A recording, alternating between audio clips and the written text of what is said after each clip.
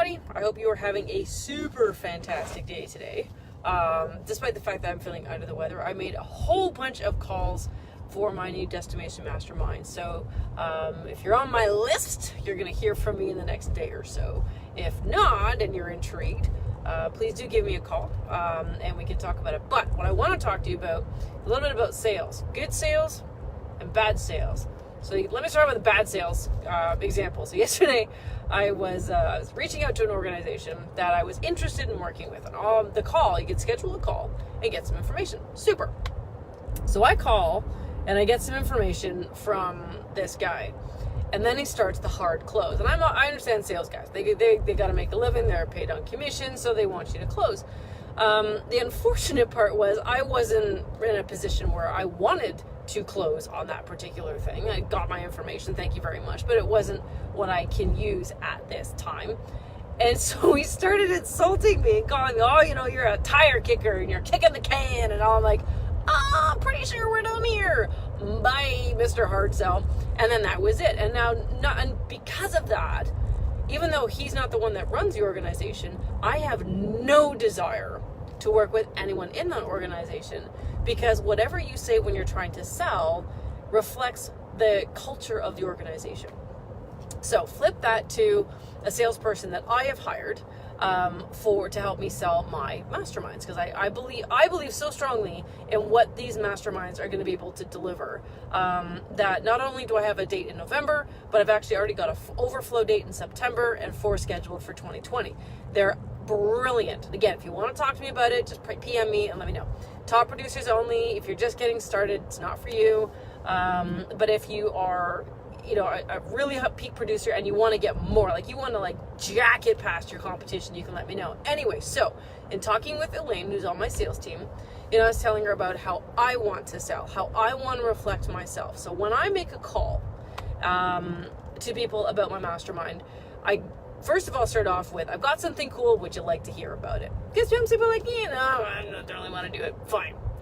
So then I give them a little bit of information about how it works and why it's really cool and different from anything I've ever done, different from most masterminds. I've only heard of one other mastermind done the way I'm doing it. And then I say, do you want some more?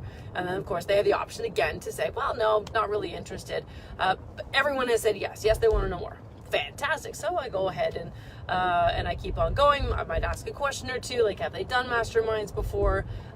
Some people have done a form of masterminds, but it's more like networking, not really masterminding. So in the end, here's the thing. This is the kicker. When I'm talking to someone, especially if it's the first call, absolutely on the first call, I say, I don't want you to make a decision today.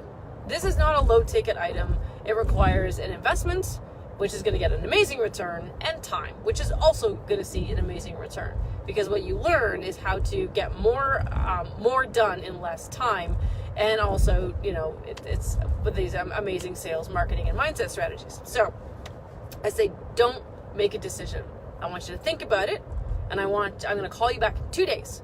And you're going to give me all the questions you have about this mastermind, because you're going to sit on it, you're going to think about it, you're going to look at your calendar, maybe, talk to your accountant, your financial advisor, your spouse, your partner, whatever, and then you're going to get back to me. The close rate for those calls is astronomical, because first of all, I say to them, even if you tried to give me money on the first call, I'd be like, nope, not going to do it. You're going to think about it, and then you're going to give me your money. And the reason you do that is you take all the pressure off, especially when you're doing anything that's a big ticket. So anyone out there selling big ticket programs or big ticket items or products or whatever, it's really important to take that stress out of the conversation.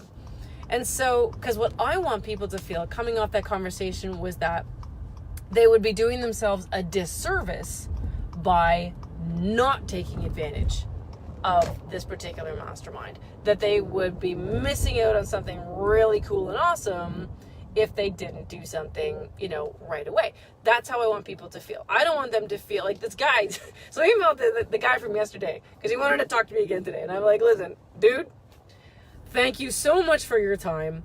I don't want to talk to you today because I'm not ready. You can call me a tire kicker if you want. I know I'm not. So, but have a nice day. Wish you all the best. He tried to call me twice today, but I didn't pick up because, again, I don't want to talk to this person anymore. And then I got an email from my good friend, the pushy sales guy. And, oh, I know you're not a tire kicker, and I know I didn't mean that, and blah, blah, blah. But you know what? Too late. Words said can never be taken back. Ever. And that's something I learned a long time ago. And a little bit of a personal story as to why truth and authenticity is so important to me. Let's just say that in many cases in my past, I've been surrounded by, influenced by, and acted like a pathological liar. Small things, right? Little things, stupid things I would lie about. Why would I lie about that? And so I made a vow about 12 years ago. Never, ever again will I ever tell a lie. Never, ever again will I ever say something I do not 100% mean. And so I live by mean what you say what you mean, because it can either hurt someone or it can hurt you. And in this case, it hurt this guy's business because he was an ass. And he said, he basically tried hey, let's insult the prospect as a way of using a pressure tactic to get my money. And we're not talking, chump change here. We're talking, it was quite an outlay of money. Anyway, so all this to say, a great way of selling, if you are selling, most of you guys listening, you're selling something. First of all, take all the pressure out of the call as much as you possibly can. Ask as many questions as you can. Listen more than you speak. And I love to talk. So, I was not a born saleswoman. And so I'm really trying to up my game. And the way that I stop myself from babbling on, because I get really excited about what it is I'm doing. But to stop myself, I ask a question. So I have these little questions. I have it on a little notepad beside my phone. And I'm like, okay, make sure you ask this, make sure you ask that, make sure you ask that. So I remind myself to stop and listen.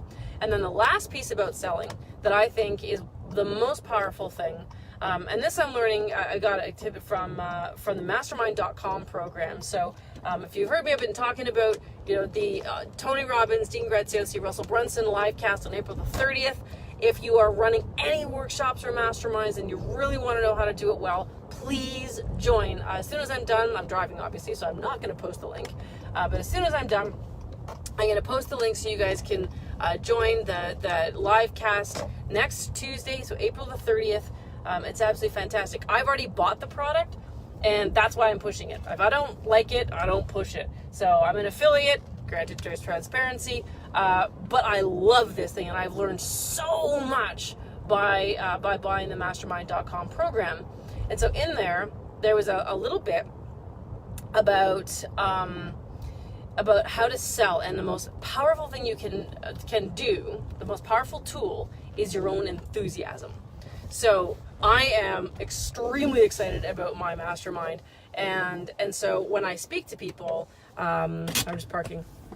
When I speak to people about it, they feel my enthusiasm. They feel my excitement at doing what it is that I'm doing and the outcomes that people are able to achieve, right? So when you have a combination of enthusiasm and no stress, that's how the most successful sales calls end. So I would love to hear what you guys do in your sales calls, because obviously, as I said, I am still a newbie saleswoman, but I am learning from the best of the best. And if you've got some tactics, I would really love if you would share them with a group. So it's not only to share them with me, but to share them with other people who are also striving to be better salespeople, better closers. It doesn't matter how many leads you get. It's why I stopped running my agency, because I could generate, and I do generate, 30, 40, 50 leads a week for people, but nobody closed them. And I actually ended up producing more of a problem for people than I was solving. So that's why I do what I do now. And I teach people not only how to generate those leads, but how to close them with videos and training like this. Okay, so have an awesome day. Be amazing people. Be authentic. Be enthusiastic. Take the stress out of your sales calls, and you're going to close way more than by trying to push people into something that honestly, either they regret right after, or they just really get pissed off like I got pissed off at nasty ass salesman from yesterday. All right, have a good day. Take care. Be awesome.